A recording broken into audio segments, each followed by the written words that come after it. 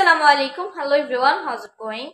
I hope you all are doing so great by the grace of Allah Taala. অনেকেই তো ইংরেজি শিখলেন। চলুন এবার ইংরেজি লেটারগুলো শুদ্ধ উচ্চারণ শিখে নিই। ইংরেজি লেটারকে দুইটি ভাগে ভাগ করা হয়েছে। একটি হলো ভাওয়েল এবং কনসোনেন্ট। ভাওয়েল হলো পাঁচটি, যেগুলো হলো A, E, I, O, U। প্রথমত আমরা এর উচ্চারণ শিখে নিই। এ যদি খালি স্তরে থাকে, আমি বলতে চাচ্ছি এ যদি কোনো বর্ণের সাথে না থাকে, এ।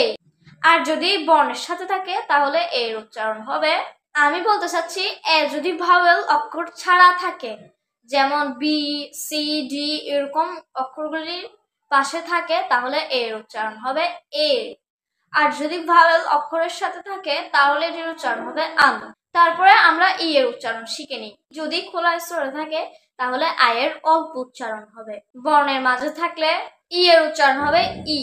রশি এই বাংলা অক্ষরটির উচ্চারণ হবে। তারপর আমরা আই এর উচ্চারণ শিখে নিই। এর পাশে বা সামনে কোনো যদি অক্ষর না থাকে তাহলে এটির উচ্চারণ হবে আই।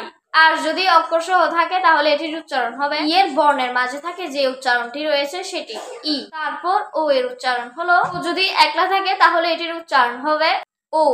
এই বাংলা অক্ষরটির অল্প উচ্চারণ।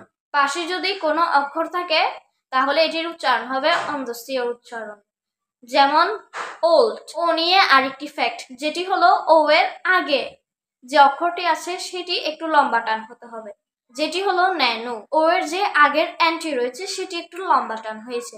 এখন আমরা চলে যাব ইউ এর ক্ষেত্রে। একলা যদি থাকে তখন হবে ইউ। ইউ এর আগে বা পরে যদি ভাওয়েল অক্ষর থাকে তাহলে সেটির উচ্চারণ হবে ইউ। আমি এগুলো 3 দিনে শিখেছি, আপনাদের মাত্র 2 মিনিটে শিখিয়ে দিলাম। এবার ঝটপট আমার চ্যানেলটি সাবস্ক্রাইব করুন। আসসালামু আলাইকুম।